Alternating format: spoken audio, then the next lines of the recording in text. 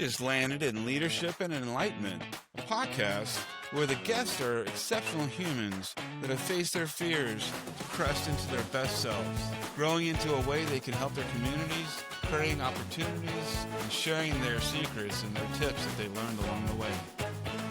Without further ado, here we are, my friends. Have a great time today and enjoy Leadership and Enlightenment. Courtney, like I said just now, I love to learn when I don't know. And this podcast for me is very special because we met through Instagram. And I know you have a huge magnanimous life that you invest into every day. And we don't really know each other well. And the audience is going to get to see us kind of get to know each other in this conversation. I know. This is our first real friendship conversation. I'm excited. Yeah, me too. Best How do you tease in use the these, making.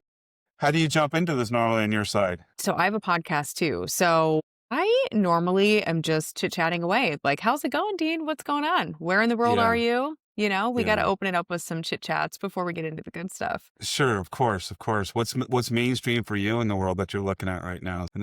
Gosh, I mean, I think, right now, so I'm in Detroit, Michigan. Where are you, by the way? I'm actually in northern Nevada, and there's a connection already to Detroit, Michigan. Our CEO of MME lives there. He's moved there recently. He loves yeah. it. Oh, I know Mike. Yeah. Oh, you do? That's awesome. Yeah, he's a buddy. He's a pal. Yeah. I know Fabulous. Mike. Well, this conversation is going to go in a whole other way because Mike and I go way back. Yeah. Oh, fabulous. Michelle and I know each other. You know, it's funny. These relationships started in my world when I was in my young 30s in Las Vegas, and I'm 56 now. Yeah. So we've all been in each other's circles for like 20 something years. And it goes to prove how small the universe is when you make these kind of connections and how the events industry kind of all connects together as well. How did you guys all meet? So, gosh, Mike and I met through a mutual friend, Sarah Solomon.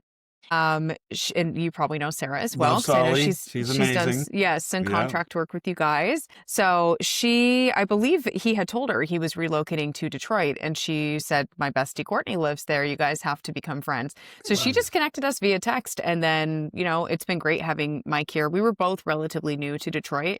So, it's great to just grab a drink. Got to meet his kids, hang out with him and the fam a little bit. So he's an amazing human. Yeah, and it's no wonder you guys connected because I could already see that energy coming through you.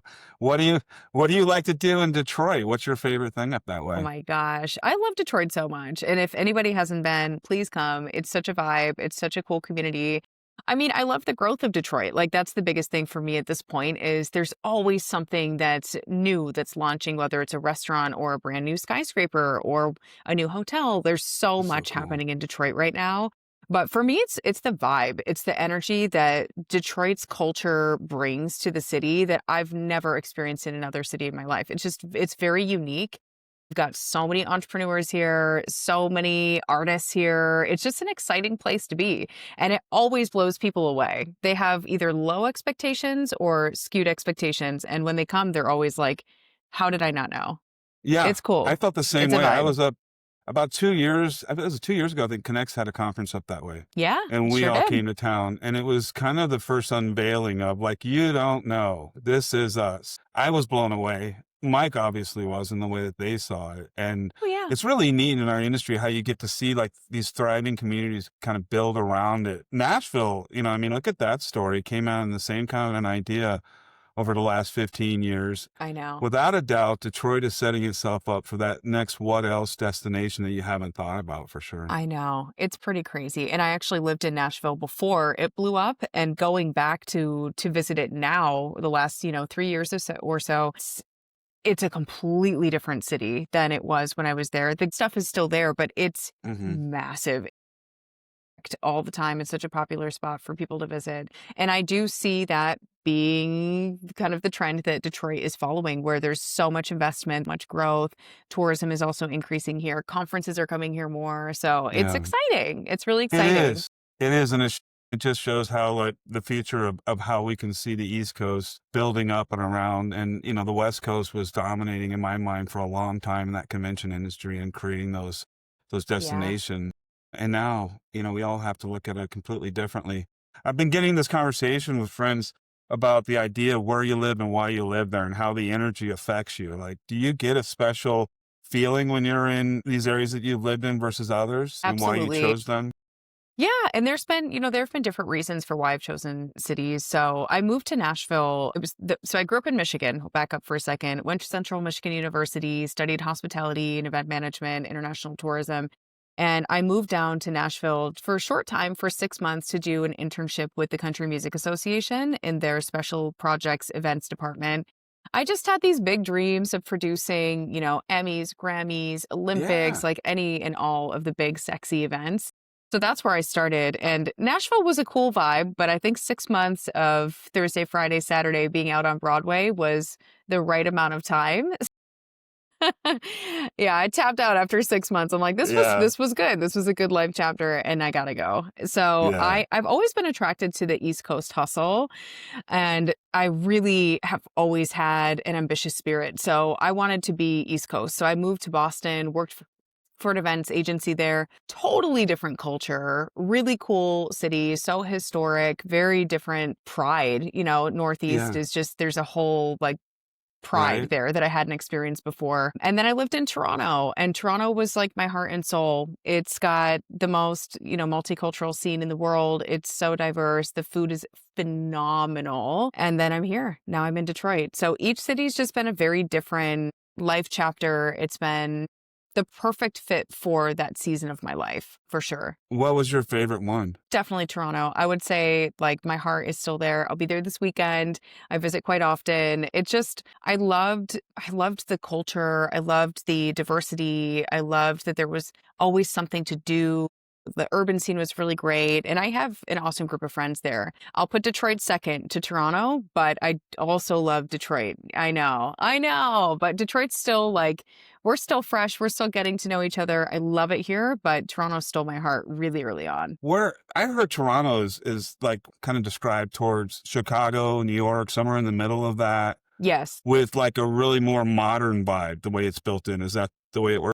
I agree. I mean, I think it's similar to New York in it has that like really diverse feel. It's a city full of immigrants and first generation Canadians, and it's just so diverse, and I love that so much about it. So it's got that kind of feel. It's very edgy, it's very cool. It's got some really cool hipster grungy neighborhoods too. So it's similar to New York in that sense, but it's similar in size to Chicago.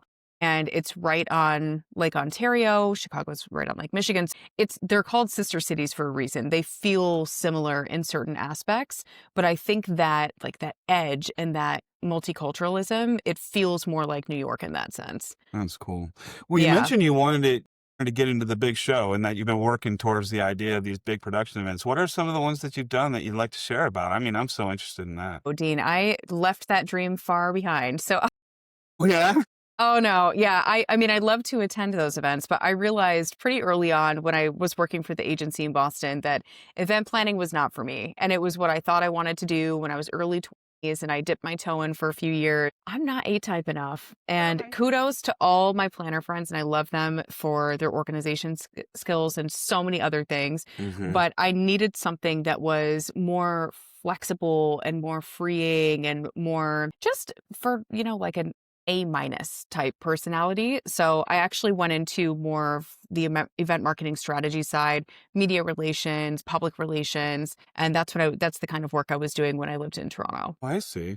And what are you doing now? What is your passions you're into now? Yeah, so I'm a full-time speaker. So a lot of my work is motivational speaking, it's leadership development. So I do one-on-one coaching, also small group trainings, that kind of thing. Hmm. I also have a podcast, which is for women in the events industry. Yeah, content creation, public speaking, mentoring. That's really the world that I live in today. It wasn't until I left my, what I would call my 8 to 11 job back in my corporate days, that I got out here and realized like there's so many things that scratch that itch. And when I was in my corporate role, I literally thought like this was the angle. It felt like a staircase I was climbing up all the time. Yeah. And everybody had to lose for me to win. And it just was not really healthy overall for Mm, me, in my character and nature. And then when I got out and started working within like what felt like the A- to me too. And a lot of people say like, hey, this is, about working as hard as you can to show or accomplish something. I started realizing it's more about like shining the light that suits you best and mhm. how you holistically live within that light. And when you find that place, that flow, you pick your temperature gauge, right? they all say the same thing. We work at this kind of like a temperature, like a thermostat. And I've seen people work at 125 and I'm like, I can't do it. I don't know how you guys do that. That's not my life. I like 90-ish. Somewhere around there feels really good Yeah, for me. 90-ish is good. Oh, I love What that is, perspective, though. I really do. I don't think I've ever heard it framed that way in terms of temperature. That's really yeah. interesting. Yeah, because we really do set these expectations for ourselves built around models that we've seen that we can emulate, I think is really the way I've seen it. When I was in the corporate world, I saw this ideal that I had to work harder than everybody. I had to be invested into what I was doing longer than everybody. And I was a learner. And that was the one talent I think I took out of it that I kept doing. But when I left and decided to do this world, I thought to myself, what could I invest into that could scare the, proverbial crap out of me and yet allow it to kind of grow within this place. And I found that I like the artistic stuff. I Mm, really like investing myself in conversations that, kind of grow into, who we are and why we do what we do. And I've moved away from this ideal of the numbers and what the numbers add up to. It's, when I used to forecast, 18 months out, I could hit a number of $52 million. And every year the accounting team would ask me, like, how did you do that?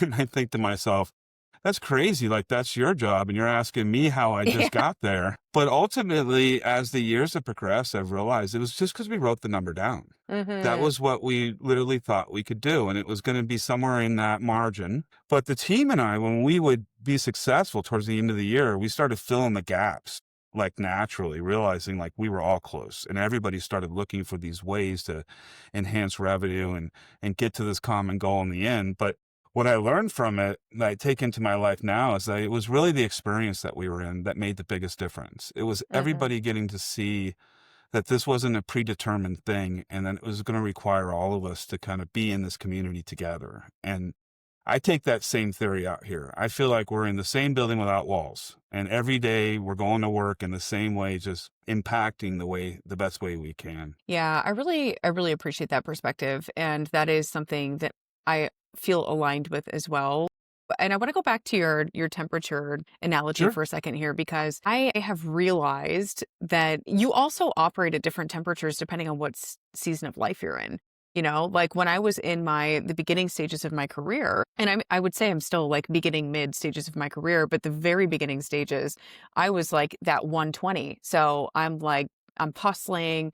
I want to be seen as the best, like a very ambitious, but also competitive, self-competitive human being who really wanted to just grind it out and climb as quickly as I could possibly climb. And I'm not in that space anymore, Right. and I've gone through different ebbs and flows. So as I've worked for different companies, I think that temperature has either turned up or turned down. Hmm. And then when I launched my business full time 6 years ago, it was cranked all the way up, like it's a new project. I'm on fire. I got to build, I got to grind. It also was the beginning of 2020. So I didn't have a choice. I had to Yeah. either go balls to the wall or Right. shut down the business within the first year that I launched it. So the temperature was so much higher then. And as the business has grown and as it has scaled and as it has become more fruitful over the years, I've turned that temperature down a little bit because I Hmm. haven't felt the need to grind it out as hard as possible.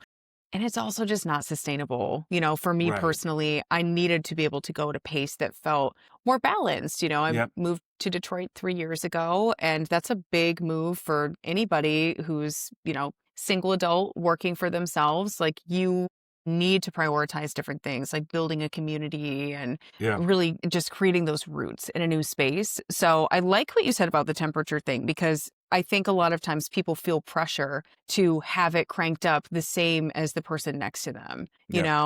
and Or it's not just the the case. expectation of what they quote unquote would expect of you by making this decision in your life. And who knows what they are. I'm sure you're going to say the same thing I did. I surpassed my income I had left to do this, and there was no committee that showed up to my door and congratulated me and handed me this award. And I realized like, okay, this has nothing to do with that thought process I used to be in. And like you, 120 degrees this direction, Hmm. no degrees this direction. And where's my family in this scenario? And where's my personal experience when you're working these kind of hours or doing what you're doing. And I think that we all still exert this energy. We just categorize it a little differently and how we feel what that flow means to us. And I kind Yes. of, in my mind, I took it from this idea of proving to earn, creating a quality of life or a lifestyle to understanding like your quality of life. And what does Hmm. that mean? And when you can find yourself in this balance on a daily work in this ideal that, the best stories you've ever heard in your life of people that have accomplished things, they always say the same first thing. It never happened the way I expected. Yeah. So why do we wake up every day expecting anything? Why don't we just wake up and put the time in and see where the time takes you and really organically be in your day? And if you get this phone call or the Zoom call is 20 minutes late, whatever, it was supposed to be that way. Get on the call, invest into it. I find that I take in a lot of phone calls from people that aren't even in our industry because it moves the same energy when you're helping their world and they're Yes. looking at your world. And so if you're non-discriminate towards the idea of what you're focused on, then it just becomes working in your best light every day, which is kind of the title of the podcast and what we're really getting down to and how you've been shining that naturally in these decisions that you've made for yourself rather than staying in that first dream. Yeah, there are so many things that you said that I also agree with. I think, for me, my work needs to feel purposeful and it needs to feel impactful. And so, and it's hard to keep that stuff top of mind, right? When you're in the weeds and you're going through the day to day and you're jumping from call to call. But it's so important to really review and revise and rediscover what it is that drives you. Or if you want to frame it as, what is your light? Like what Hmm. is that energy that you work in, and what is it that motivates you to do the things that you do? And for me, that really does come back to service. I got into this business, yes, because I was ambitious and I wanted to see what working for myself would become. But I more so got into this kind of work because I saw that there was a need in my community and I wanted to be able to service that need. Yeah. And everybody has purpose. Everybody Yep. has purpose. Yep. It shows up in all different kinds of ways. And so it's so important to really do some self-discovery work to understand what it is that lights you up and what energizes you. So And then to true. go out and give your gift to your neighbors and your Yeah. community and your customers and to Yeah. share that gift with the world. That's such an Yeah. opportunity that we all have. Wow, you and I are hitting on all cylinders right now. I mean, I've recently used this analogy that where I came out of with like shining this flashlight, now I'm seeing it where you're shining the spotlight. And the things that were around the flashlight before were like your focus points, the cars, the houses, the accomplishments. But when you shine the light bright enough, it overshadows all that. Hmm. And you realize those things follow the light. And now your purpose is in place. And like you said, happiness and joy is built around being able to contribute to your community. And so the question, like, why would Dean start a podcast? The guy's not been in media. He has no purpose in doing this. Well, when I was in my corporate world, I used to love giving back to my teams and outside my team. So I worked for a very large company in Las Vegas and we would have these workshops and I would host an event or a spot in the workshop where I would teach like how to deal with your stress in your day and give analogies that they could hold on to, or, what steps you would take to further your career and invest in yourself. Whatever those things were, it just felt like it was part of the reciprocal process. And to me, the podcast is that. The events industry has been so amazing to me and blessed me in a way that I got to experience and grow from the way Hmm. I did. It wasn't about money. It was like, wow, I got to play in a game that taught me now how to be the coach or the owner of this team.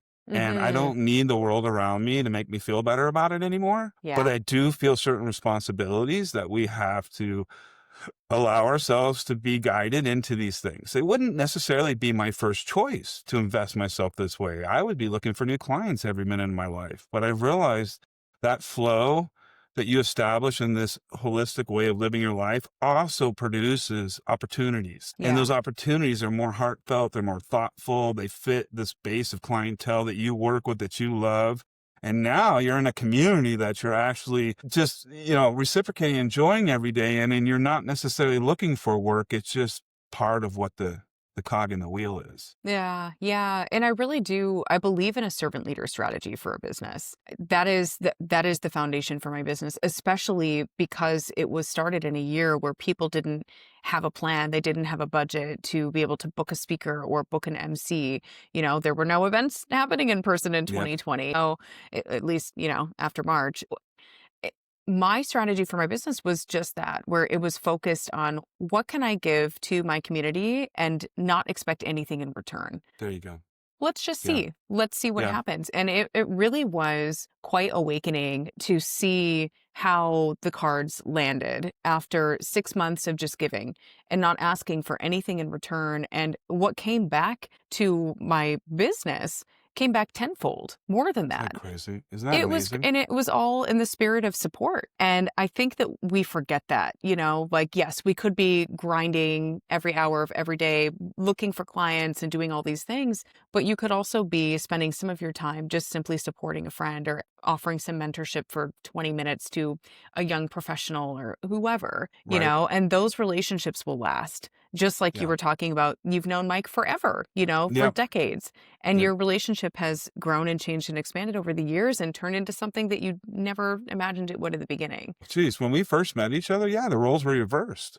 I was in a Mhm. leadership role and Mike was learning the sales game. And now Mhm. Mike is an industry icon in my mind, the way that he's presented himself and he's influencing, you know, the thing about the reason why him and I click is because our energy's in this ideal of this light. Like his Mhm. aspirations are built around offering opportunity to, the members of his company and to give his clients, as we've all been coached into, that support that you're looking for from a human side. And we relate to the industry in a very transparent way. We're not out there, pushing buttons. We're really trying to bring in this ideal that we're all working hard to get to a common goal.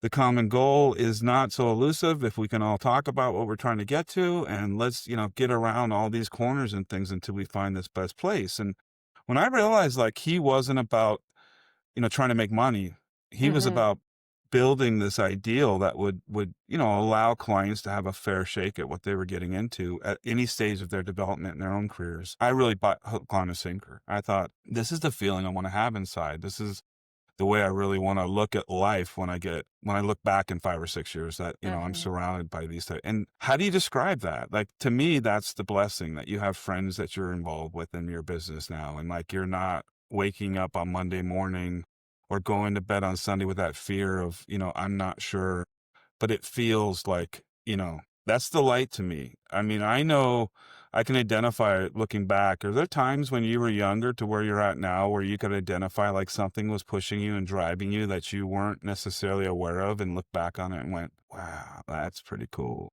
I mean, I think life is so beautiful in that way. I think hindsight truly is the most clarifying gift that you can have in life, Yeah. where if you look back, and I hope that everybody does this because to me it's so rewarding. If you look back at the different moments in your life, and some of them are small, but some of them are big, you lose a job, you have a terrible breakup or divorce or whatever it may be. Like, there are so many zigzags in our life maps that all make sense when you look back. And Yeah. so for me, it's not even so much like what was driving me that stayed consistent. It was trusting that everything was happening the way that it should. Right. So even when things were painful and I would ask questions like, why? Hmm. Why did I get let go from this company? Why did this happen? It always became so clear within like 3 years. I would look back and be like, wow, I'm so grateful for the redirect that came from the universe to put me Right. in a different position, to be surrounded by these different people. Or it's something as simple as you have a conversation with someone 10 years ago, and somehow, some way, they end up becoming this instrumental part of your life a decade later. That's the coolest one for It's me. It's wild. happened. It's magical. I ran into a person that was doing what I do for a living 20 years ago at the Mirage when I was in a banquets role. And when he explained to me what he did for his clients, I just felt like this ping that hit me in the heart. It Mm, went ding. I went, oh, that's cool. I didn't think anything else about it. And the voice just said afterwards, like, hey, just start making all of what you would consider clients friends and stop mhm. just working to make money to bring home to your family. Like, this is your experience now. And to look back 20 years later and say to myself, like, hey, you're doing exactly what he was doing. I didn't set that guidepost. Yeah. I just went into anything else I had to do. I was trying to raise kids. I was trying to get through these time like anybody else would. But there was something inside of me that always made me feel like I was part of something else as well. Like, it loved me and it said, like, you're going to be all right, bud. But you're going to have Yeah. to do the work right now. Like, this isn't Yes. about you being on top of the world. This is about you learning about yourself and realizing that that's not the goal. Yes. Yes. And we think we know best and we don't. And We that's don't. the beautiful mystery Isn't of it? It's life. fun. It's like Yeah. we think that this is the plan and this is what's best for me and this is, whatever. And it's not fun in the moment, to be told otherwise by the universe and to be told to sit down and you're going to Yeah. relearn this lesson until it actually Yeah. sinks in and you God, change so your true. pattern. Yeah. But So true. it's like, it's so beautiful. It's like, Isn't it neat? yeah, because the thing that comes next after the sit down and after you learn the lesson is such a growth moment. It's such a level up from where you were before. And it could Yeah. be internally. It's not even like, Yeah. well, yeah, I got that promotion. Could Yeah, be. it's not tangible sometimes. Like, I get to see the witness of my son growing into his new career. And he was a cabana host at a hotel in Vegas, making more money than anybody should be making in that scenario. And the hotel was closed. And he's now a restaurant manager and he's in a new career mindset. And it just was obvious to me, like, you've been outside in the sun every year of your life. I don't know if that's so healthy at your age anymore. And I think the universe is like, no more sun for you. Yeah. You need to do something else, I mean, and I think the guiding of that to me is the fun part of when you can see that in your own personal life. Like, when I hit a struggling point now for me, I'd love to hear your opinion. I say to myself consciously, like, you're going to get through this. How do you want to feel when you get there? Do you want to be the punk in your own mind that whined and cried and kicked about it? Because you're going to get to this place of peace again. Yeah. You're just going to have to go through this wave. And I think the idea is like getting into that motion and getting up and into the next move as quick as possible, not trying to maintain this status of I'm already always happy, everything's great, but understanding like there's this flow that's involved in that.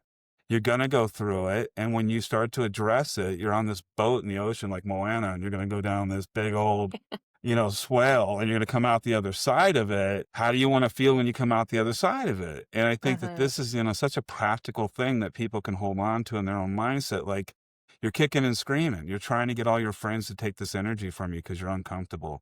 You're telling everybody how much you don't like what's happening around you instead of finding, like you said, where's that, green grass and that sunshine that you're going to be looking at one day, and how do you want to feel when you get there? And also, what's the lesson? What's the purpose when you're in those chapters where it doesn't feel so great? And it's okay to feel that way. It's okay to be frustrated, to feel pain. That's part of the human experience. But the question is, what is the purpose of this season? What am I meant to learn and how am I meant to grow? And there's opportunity for everybody to be asking those reflective questions in those seasons so that they can do the work to climb into that next chapter. Because I really do believe that you will stay in that chapter until you have learned the lesson you're meant to learn, or it's just going to show up differently, but it's still going to be the same lesson. Same one. I've run into that so many times in myself too. And just the fact that you're able to share that's the message. And I think I know that what we're doing is the best way when you're mirroring into people and you're allowing them to see like, hey, you're growing in the right way. This is not supposed to be stereotypically an experience that's always joyful. There's nothing behind that really extends into this ideal. And we have to release from this place that we think we were responsible for it or we own it. And I always jump into this ideal, like, every day that you're awake, Courtney, that you offset the energy of 50 people just being you because you're amazing and you bring that light. And if you're sharing with them 1,000 people and like what we're doing and when you're teaching, tens of thousands, there are these vessels that we saw in the experiences of humanity on this planet that we can all relate to in names. I love Jesus. He's my guy. But he had a vessel that was outstanding. It could handle an energy that you and I would disappear if we tried to channel through us. And so to be the best energy that I can be within my vessel is that goal. And I know that it's not in that vision that we were all given as we grew up. It's something we have to start to accept within ourselves, that we are creating and doing amazing things within our own place. But a lot of times we're not holding the energy we can. We're giving ourselves excuses and living in gray energy, and we're not necessarily doing the work or looking for that next adventure and embracing like you were doing in your life and you're sharing with your audiences and your people. And I just think that personally, this is the conversation. It's just spreading this light out into everybody's life that we're all the same. I think Yeah. we're all neurodivergent. We all have these abilities to learn and see life in the way that we need to, and just accept that we're part of something Yeah. bigger that's really just driving and setting these examples. Yeah. I agree. I agree with everything. Touche, my friend. Well said. Great conversation today. Yeah. Great I can't chat. wait. I can't wait to get you back online. I mean, I want to learn more. We touched about 10 things and I now I'm know. like, no, we can't go I'm down like, there. I know It'll there's just be so about the many whole thing. deep dives. I know. All No, right. Well, this is until so next time, my great. friend, give the audience where they can find you. Oh, yes. So check me out on Instagram at Courtney on Stage. You can find me on LinkedIn, Courtney Stanley, easy to find. My website's courtney-stanley.com if you want to check out my speaking and coaching services. And I look forward to connecting with you all. Yeah. And anybody in my network, Courtney obviously is your first choice for a keynote. You got to get a hold of her. I'll Oh, look forward to thank you, talking to Dean. you soon, my friend. God Sounds bless. good. Thank you. Take care. Well, there we go. Another amazing example of the universe working in its magnificent way today. Appreciate you showing up and look forward to seeing you again at Leadership and Enlightenment.